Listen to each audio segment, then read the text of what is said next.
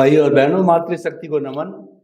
हमारी ये सत्संग उत्तरोत्तर प्रगति की ओर है और इसमें कोई व्यवधान नहीं आ रहा है। किसी को भी अरुचि नहीं हो रही, सबको इंटरेस्ट आ रहा है, बड़े मजे से सुन रहे हैं और स्वाभाविक रूप से काम, कोई बोरियत महसूस नहीं होती। ऐसा कब होता है? ऐसा जब होता है कि ज्ञान देने वाले व्यक्ति सही दिशा में ज्ञान देते हैं और वो ज्ञान ऐसा देते हैं कि जो हमारे लिए उपयोगी हो, हमारे जीवन को जो है सार गर्भित बनावे, जीवन को उपयोगी बनावे। तो ऐसा सुंदर ज्ञान देने वाले आत्मज्ञानी और ध्यानी और जो है कुदरत का कानून बताने वाले स्वामी जी कमलेश्वरानंद जी हमारे साथ विराजमान है। आप सबकी तरफ से मैं उनके प्रति अनंत अनंत कृतज्ञता ज्ञापित करते हुए, स्वामी जी जय सच्चिदानंद। जय सच्चिदानंद। स्वामी जी, हमने देश, राष्ट्र, समाज सबकी बात करी। अब मुझे, जब मैं एपिसोड के लिए आ रहा था तो महात्माओं ने कहा कि आपकी बातों के अंदर हमारा पुट भी थोड़ा होना चाहिए, हम भी गहरी बातें जानना चाहते हैं, तो वैसे प्रश्न भी आप बराबर रखते रहना। तो ये मैं जो है उन महात्माओं, जिज्ञासुओं को और जो है उन मुमुक्षु लोगों के लिए प्रश्न आपके सामने पूरा एपिसोड रखना चाहूँगा कि ऐसा कहा गया है कि सम्यक दर्शन ज्ञान चारित्राणी मोक्ष मार्ग है। अगर आप मुक्ति को जाना चाहते हो तो साधना करने के लिए आपके पास में ये 4 चीजें होनी चाहिए, 4 चीजों का अभ्यास करना चाहिए, 4 चीजें आपकी साधना में आनी चाहिए। तो वो सम्यक ज्ञान किसे कहते हैं, सम्यक दर्शन किसे कहते हैं, सम्यक तप किसे कहते हैं और जो है सम्यक चारित्र किसे कहते हैं? कृपया थोड़ा थोड़ा खोल करके बताइए कि किस तरीके से वो सम्यक होता है, किस तरफ से मिथ्या होता है और कौन सी चीज उसको सम्यक बनाती है और कौन सी मिथ्या बनाती है। तो थोड़ा चारों के बारे में हाईलाइट कीजिए मुमुक्षुओं के लिए। प्रश्न के लिए धन्यवाद। सबसे पहली बात,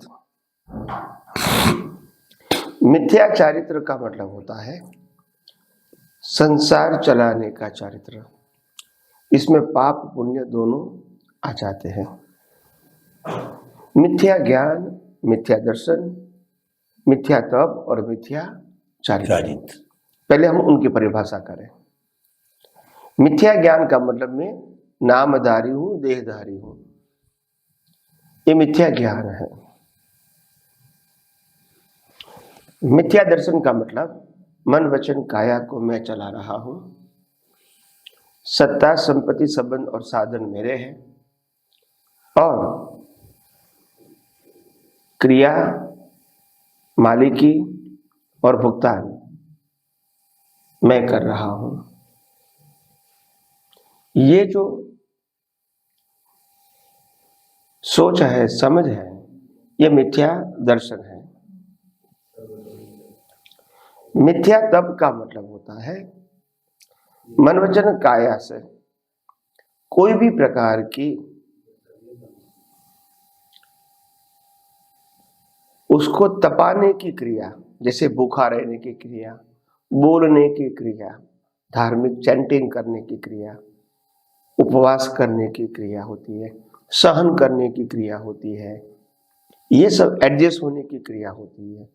ये सब जो है वो मिथ्या तप है। हम सहन करते हैं, उसका रिएक्शन नहीं देते हैं।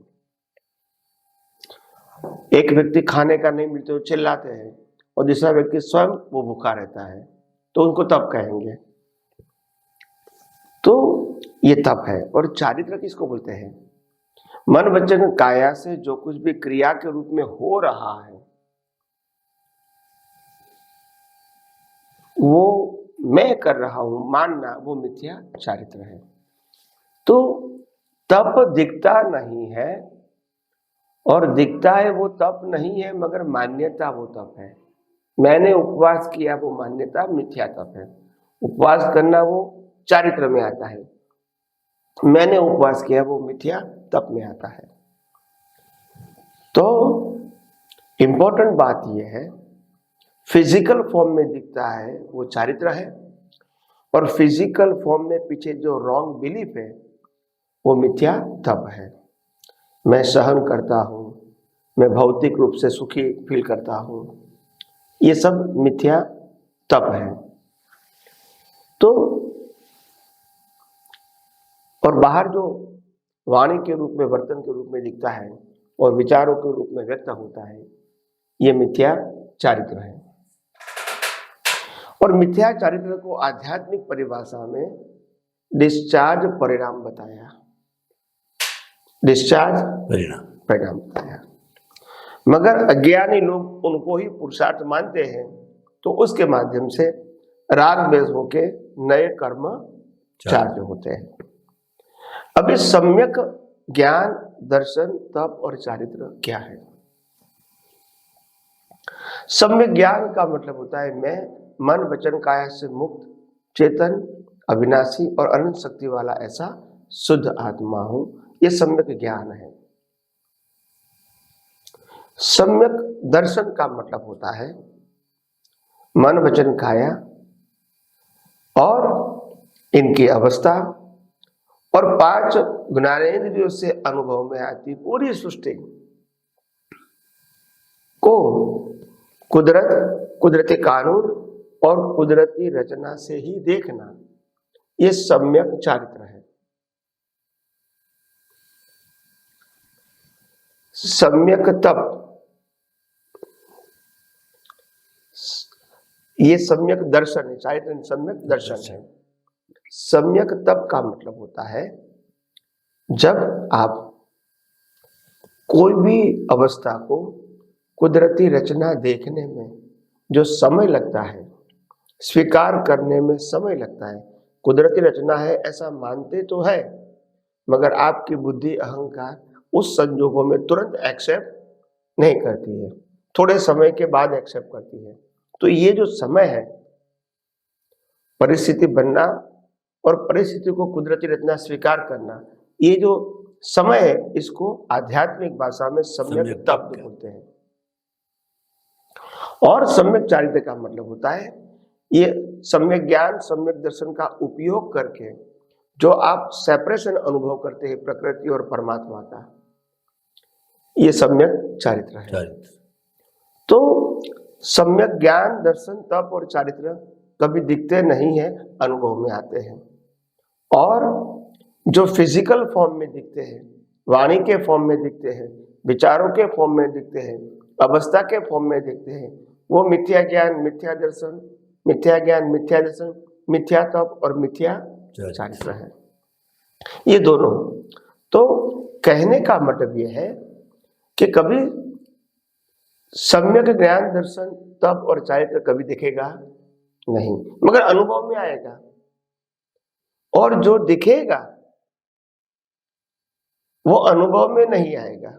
क्या बताया? अनुभव में नहीं आएगा, क्योंकि लोगों को अनुभव शब्द मालूम ही नहीं है। अनुभव का मतलब होता है लाइव अहंकार, इसको फील करें। मगर ये तो डिस्चार्ज अहंकार फील करता है, क्योंकि वो उदय कर्म है। मैंने किसी को दान दिया और मेरे को आनंद हुआ, तो ये डिस्चार्ज फील करता है, क्योंकि आनंद दान देने की प्रक्रिया और दान के साथ आनंद होने की प्रक्रिया, ये 2 अवस्था डिस्चार्ज है। उसमें लाइव जुड़ जाता है। क्या बताया? लाइव जुड़ जाता है, वो अज्ञान है, इसीलिए उसको मिथ्या चारित्र बताया है। इसमें शुभ अशुभ दोनों आ गए। तो इसीलिए आध्यात्म मार्ग में हमारा दृष्टिकोण पूरे विश्व के लिए यही है कि कैसे भी करके लोगों धर्म से ऊपर सनातन सत्य को, कुदरती कानून को, यूनिवर्सल ट्रूथ लॉ को समझने की कोशिश करें, ताकि जो डिफरेंसेस छोटे मोटे हैं वो तो निकल जाएंगे, बड़े बड़े धार्मिक डिफरेंसेस हैं वो भी निकल जाएंगे, और जो सत्ता की जो लालच है, लालसा है, वो भी धीरे धीरे कम होती जाएगी पॉलिटिकल व्यक्तियों में, ताकि उनको समझ में आएगा कि मैं कर सकूं तो अच्छा कर सकूं, और नहीं कर सकता हूं या मेरे को पोस्ट नहीं मिलती है तो यही मेरे कर्मों का फल है, तो दूसरों के लिए कोई ब्लेम क्लेम करने की जरूरत नहीं रहेगी। तो इसीलिए अध्यात्म विज्ञान के माध्यम से विश्व के बहुत सारे प्रश्नों का समाधान आसानी से, सरलता से, सहजता से मिल सकते हैं। मैं समझता हूँ इस विज्ञान का लोग लाभ उठाएं, क्योंकि यह विज्ञान कुदरत का है। धन्यवाद। स्वामी जी, आपका बहुत बहुत धन्यवाद। कुदरत का विज्ञान, अध्यात्म विज्ञान, सनातन सत्य, उसके अनुसार अगर आपकी केंद्र के अंदर मूल आत्मा है, शुद्ध आत्मा है, और आप कोई भी ज्ञान क्रिया करो वो सारी सम्यक होती है। और उसके साथ साथ का आपके केंद्र के अंदर देहाध्यास है, तो जितना किया जाता है वह सारा मिथ्या हो जाता है। और वो तो वैसे डिस्चार्ज ही होता है, लेकिन डिस्चार्ज को पुरुषार्थ मानना अपने आप में मिथ्यात्व है। वो मिथ्या है तो सारी चीज मिथ्या हो जाती है। इसीलिए जो मुमुक्षु है, जो आगे बढ़ना चाहते हैं, जिज्ञासु है, महात्मा लोग हैं, उनको सम्यक ज्ञान, सम्यक दर्शन, सम्यक चारित्र के अंदर दो चीजों का ध्यान रखना चाहिए कि कुदरत, कुदरती रचना और कुदरत के कानून से शाश्वत सुख की प्राप्ति करना, यानी हमारे केंद्र के अंदर शुद्ध आत्मा होनी चाहिए। और हम जो है वो कुदरती रचना को बराबर जो है एक्सेप्ट करते रहे, कुदरती रचना मानते रहें, प्रकृति पुरुष को अलग रखें, जुदापन की जागृति करें, दर्शक बन के रहें, देहाध्यास के अंदर नहीं रहे, हम ज्ञाता दृष्टा रहें, तो सम्यक ज्ञान, सम्यक दर्शन, सम्यक चारित्र सभी आ जाएंगे। एक साधेंगे तो सब सज जाएगा। तो हमें, हमारा झुकाव है परमात्मा की तरफ होना चाहिए, शुद्ध आत्मा की तरफ होना चाहिए, और कुदरत को समर्पण होना चाहिए। हमें निमित्त भाव होना चाहिए, हमें मालिकी, भोक्ता भाव और ऑनरशिप, डूअरशिप नहीं रहनी चाहिए। उसको तो तिलांजलि दे देनी चाहिए। उसके बिना आप पहली सीढ़ी भी पार नहीं कर सकते। बहुत बहुत धन्यवाद स्वामी जी आपका इस प्रश्न के समाधान के लिए। स्वामी जी, अब जो है हम इसी ओर आगे बढ़ते हैं कि जो जैसे कि हमारा विधेय की साधना, ये काफ़ी लोग कहते हैं, करते हैं, अष्टांग गीता में बताया गया है। और उसके साथ साथ के अंदर हमारा जितना भी ये फील्ड है वेदांत का, उसमें मूल जो उद्देश्य है जो है विधेय बनने का होता है। तो विधेय किसे कहते हैं, और व्यक्ति देह में रहते हुए विधेय कैसे बन सकता है? सबसे पहले तो बात ये कि व्यक्ति तो शरीर में रह रहा है और शरीर का उसको भान ही नहीं, ये हो कैसे सकता है? तो अध्यात्म विज्ञान की दृष्टि से कृपया ये खुलासा कीजिए कि जो है हमारे सनातन सत्य को जीने में, अध्यात्म को जीने में और कुदरत के कानून का पालन करने में व्यक्ति स्वतः ही विधेय बन जाता है। तो वो पूरी प्रक्रिया बताइए कि कैसे एक मुमुक्षु जिज्ञासु, क्योंकि ये सारे मुमुक्षुओं की और महात्माओं के लिए बात हो रही है, तो कैसे वो विधेय की साधना करना चाहता है, कृपया इसके बारे में थोड़ा खुलासा कीजिए। प्रश्न के लिए धन्यवाद। सबसे बड़ी बात यह है कि विधेयी शब्द का मतलब क्या होता है कि देह होते हुए भी देहाभ्यास न होना वो विधेय है, और देह की प्रक्रिया वही की वही रहेगी, मगर मेरे को देहाध्यास नहीं है। यानी जो देह कर रहा है वो मैं कर रहा हूँ, ऐसा है तो देहाध्यास है, और प्रकृति कर रही है वो मैं नहीं कर रहा हूँ, वो देहाध्यास नहीं है। तो देहाध्यास का मतलब क्या है? देहाध्यास का मतलब ये है कि शरीर जो कर रहा है वो मैं कर रहा हूँ मानता रहूँगा, वहाँ तक तो देहाध्यास है। मगर देहातीत दशा क्यों जरूरी है? कई लोग कहते कि देहातीत दशा काफ़ी डिफिकल्ट लगती है, तो मैं कहता हूँ डिफिकल्ट नहीं है, मगर डिफिकल्ट लगती है क्योंकि अभ्यास गलत है। जैसे आप एक ग्लास और आप दोनों अलग है ऐसा देख सकते हैं। भले ग्लास की मालिकी मेरी है, मगर मैं तो ग्लास नहीं, मैं ग्लास को देख सकता हूँ, मगर मैं ग्लास नहीं हूँ, मैं ग्लास से क्या हूँ? अलग हूँ। ऐसे मैं शरीर हूं ऐसा दिखता है, मगर मैं शरीर को देखने और जानने वाला हूं। मैं शरीर नहीं हूं, मगर देखने जानने वाला जरूर हूं। और शरीर की सभी क्रिया जो हो रही है, इसको भी मैं देखने जानने वाला हूं। क्योंकि अगर मैं करने वाला होता तो मेरी मर्जी से विचार वाणी बर्तन होंगे, मगर ऐसा नहीं होता है। इट मीन्स ये हो रहा है, शरीर भी है और मन वचन काया की क्रिया भी हो रही है, और मैं उसको देखने जानने वाला हूं। ये सिद्ध होता है कि मैं शरीर नहीं हूं और मन वचन काया की क्रिया करने वाला मैं नहीं हूं, मगर मैं उसको जानने वाला और देखने वाला हूं। तो ये बातें हमको अपने जीवन में समझने के साथ सिद्ध करना है। इसको आध्यात्मिक डेवलपमेंट बोलते हैं। इसमें फायदा क्या है? इसमें सबसे बड़ा बेनिफिट ये है कि देहाध्यास जैसे जैसे कम होता जाएगा, ऐसे देहाध्यास से जुड़ी हुई चिंता, उपाधि, टेंशन, या तो कल क्या होगा, भीख, भय, ये धीरे धीरे समाप्त हो जाएगा। क्योंकि आपको मालूम हो गया है कि ये मन वचन काया कुदरत का है और कुदरत इसको चला रहे हैं। तो मेरे को कल क्या होगा वो सोचने की जरूरत नहीं। क्योंकि अगर ये शरीर का आयुष्य 80 साल का है तो 80 साल के लिए उनको नेसेसिटी प्रोवाइड करना ये किसका काम है? कुदरत का है। तो मेरे सोचने से क्या फर्क होगा? कुदरत तो मेरे कर्मों पिछले अवतार के कर्मों का फल स्वरूप ये शरीर और संजोग देते हैं। मेरे सोचने से कोई फर्क नहीं होगा। तो जैसे जैसे आप समझते जाओगे वैसे वैसे आपको समझ में आएगा कि आध्यात्म की क्या उपलब्धि है। आध्यात्म कोई छोटा शब्द नहीं है। आध्यात्म से ही खुली आंख से आप समाधि अनुभूति कर सकते हैं। उसमें आंखों को बंद करने की जरूरत नहीं है, क्योंकि आंख तो प्रकृति का हिस्सा है और आध्यात्म का मार्ग दृष्टि के साथ जुड़ा है, इंद्रिय ज्ञान के साथ नहीं जुड़ा हुआ है। तो ये आध्यात्म की बातें जितनी गहराई से समझोगे इतना मालूम होगा कि वो आपके मन वचन काया और उनकी हर अवस्थाओं से आपको मुक्तता का जो अनुभव करवाता है वो सबसे पहला आनंद है। और दूसरा आनंद है वो आत्मा की अनुभूति।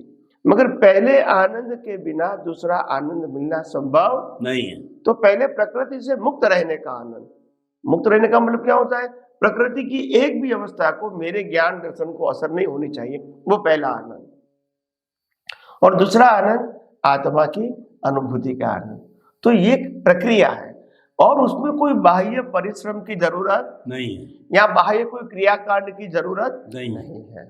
तो जितना जितना विज्ञान आप आसानी से समझ सकोगे और इसको दृष्टि से जितना जितना आप संजोगों में सहजता से सरलता से उपयोग करोगे इतना आपको सेपरेशन फील होगा और सेपरेशन के साथ देहाध्यास से मुक्तता की अनुभूति पैरेलल होती जाएगी। और यही मुक्ति आपका सबसे पहला आध्यात्मिक दर्शन का अनुभव है और वही दर्शन को हम डेवलप करके केवल दर्शन तक पहुंच सकते हैं। तो ये एक प्रक्रिया है और ये डिफिकल्ट नहीं है। हाँ, पहले अच्छी तरह डीपली, शार्पली, परफेक्टली सभी एंगलों से समझ लो। समझना बहुत जरूरी है क्योंकि आध्यात्मिक डेवलपमेंट वो कोई फिजिकल एक्सरसाइज नहीं है, मगर वो ज्ञान दर्शन के उपयोग की क्लैरिटी है। तो क्लैरिटी अगर कम होगी तो उपयोग भी कम होगा।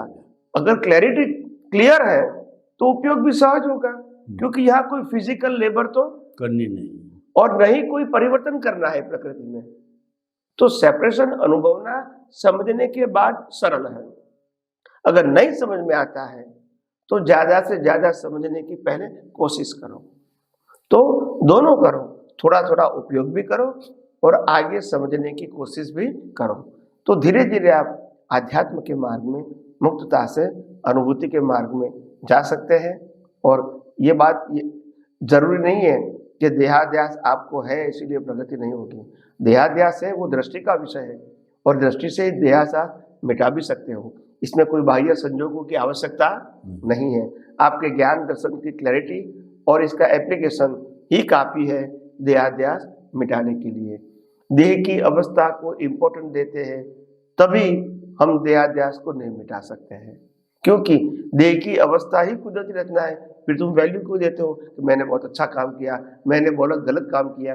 ये सोचने से आपको देहाध्यास और मजबूत होता है।